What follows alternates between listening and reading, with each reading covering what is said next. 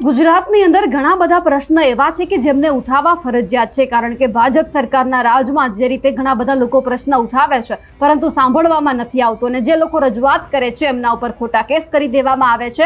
આવી આપણે ઘણી બધી વખત સમસ્યા જોઈ છે, અને આ જ સમસ્યા અત્યારે ક્યાંક ઉદ્ભવી છે સુરેન્દ્રનગર જિલ્લાની અંદરથી. સુરેન્દ્રનગરની અંદર ઘણા બધા પ્રશ્ન એવા છે કે જે આમ આદમી પાર્ટીના નેતાઓએ ઉઠાવ્યા અને પછી એમના ઉપર ખોટા કેસ કરી દેવામાં આવ્યા. પણ આજે જ્યારે ગોપાલ ઇટાલિયા સુરેન્દ્રનગરની અંદર છે તો ક્યાંક એ લોકોને ન્યાય મળે એ માટે તમામ લોકો ભેગા થયા હતા, અને આ વખતે તેઓ પોલીસ સ્ટેશન પહોંચ્યા અને ત્યાં પણ ધબધબાટી બોલાવી છે. નમસ્કાર, આપ જોઈ રહ્યા છો નિર્ભય ન્યૂઝ અને હું છું આપની સાથે રિદ્ધિ. સુરેન્દ્રનગરના ઘણા બધા પ્રશ્ન એવા છે કે જે આમ આદમી પાર્ટીના કાર્યકર્તાઓ ઉઠાવતા હોય છે, પરંતુ જે લોકો પ્રશ્ન ઉઠાવે એમની સામે ખોટા કેસ કરી દેવામાં આવે છે. અને હવે આ જ મામલે આમ આદમી પાર્ટીના જેટલા પણ નેતાઓ છે બધા સિટી પોલીસ મથકનો ઘેરાવ કર્યો, અને તરત જ જ્યારે ડીવાયએસપીને ખબર પડી તો અધિકારીઓ પણ ત્યાં દોડી આવ્યા હતા. પરંતુ જ્યારે તમામ જે નેતાઓ છે પોલીસ મથક પહોંચ્યા અને પછી જે રજૂઆત કરવામાં આવી છે તે સૌથી પહેલા સાંભળીએ. એક બાજુ વ્યવસ્થા છે અને એક બાજુ તંત્ર છે. તમે તંત્રમાં બેઠેલા વ્યક્તિ તરીકે વ્યવસ્થાનું ધ્યાન રાખવું, વ્યવસ્થા કરવી, વ્યવસ્થા બનેલી રહે એ જોવાની જવાબદારી તમારી છે. હવે તમે એમ કહો છો વ્યવસ્થામાં તકલીફ થાય એટલે અમારે ગુનો દાખલ કરવો પડે.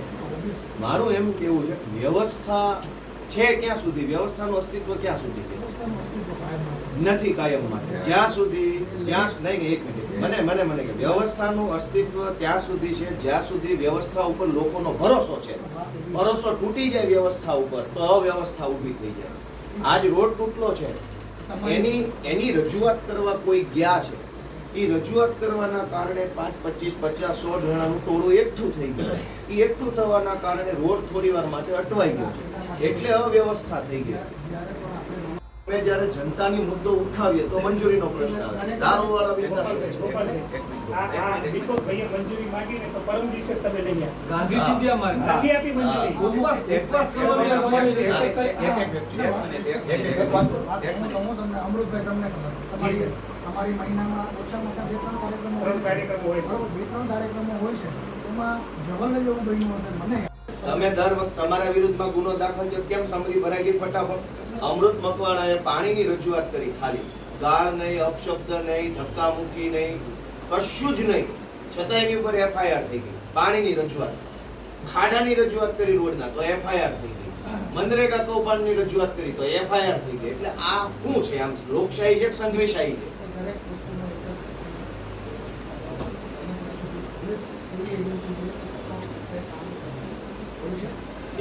એવું આપણે આશા રાખીએ છીએ. મારો જવાબ એ હોય સ્વાભાવિક. એક બાજુ વ્યવસ્થા છે અને એક બાજુ તંત્ર છે. તમે તંત્રમાં બેઠેલા વ્યક્તિ તરીકે વ્યવસ્થાનું ધ્યાન રાખવું, વ્યવસ્થા કરવી, વ્યવસ્થા બનેલી રહે એ જોવાની જવાબદારી તમારી છે. હવે તમે એમ કહો છો વ્યવસ્થામાં તકલીફ થાય એટલે અમારે ગુનો દાખલ કરવો પડે.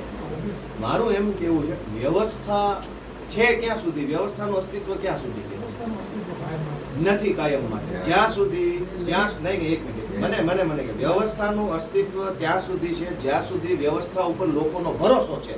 ભરોસો તૂટી જાય વ્યવસ્થા ઉપર તો અવ્યવસ્થા ઊભી થઈ જાય. આજ રોડ તૂટલો છે એની રજૂઆત કરવા કોઈ ગયા છે, એ રજૂઆત કરવાના કારણે 5, 25, 50, 100 જણાનું ટોળું એકઠું થઈ ગયું. એ એકઠું થવાના કારણે રોડ થોડી વાર માટે અટવાઈ ગયો એટલે અવ્યવસ્થા થઈ ગઈ. અમે જ્યારે જનતાની મુદ્દો ઉઠાવીએ તો મંજૂરીનો પ્રશ્ન આવે. દારૂવાળા બિંદાસ દીપકભાઈએ મંજૂરી માંગીને તો પરમ દિવસે તમે લઈ આવ્યા. ગાંધીજી ત્યાં નથી આપી મંજૂરી. ઉપવાસ કરવાની અમૃતભાઈ તમને ખબર છે અમારી મહિનામાં ઓછામાં ઓછા 2-3 કાર્યક્રમો હોય છે. 2-3 કાર્યક્રમો હોય છે એમાં જવલ્લે જેવું બન્યું હશે મને. તમે દર વખત તમારા વિરુદ્ધમાં ગુનો દાખલ થયો કેમ સમરી ભરાઈ ગઈ ફટાફટ? અમૃત મકવાણાએ પાણીની રજૂઆત કરી, ખાલી ગાળ નહીં, અપશબ્દ નહીં, ધક્કા મૂકી નહીં, કશું જ નહીં, છતાં એની ઉપર એફઆઈઆર થઈ ગઈ. પાણીની રજૂઆત, ખાડાની રજૂઆત કરી રોડના તો એફઆઈઆર થઈ ગઈ, મનરેગા કૌભાંડની રજૂઆત કરી તો એફઆઈઆર થઈ ગઈ. એટલે આ શું છે? આમ લોકશાહી છે કે સંઘવીશાહી છે? દરેક વસ્તુનો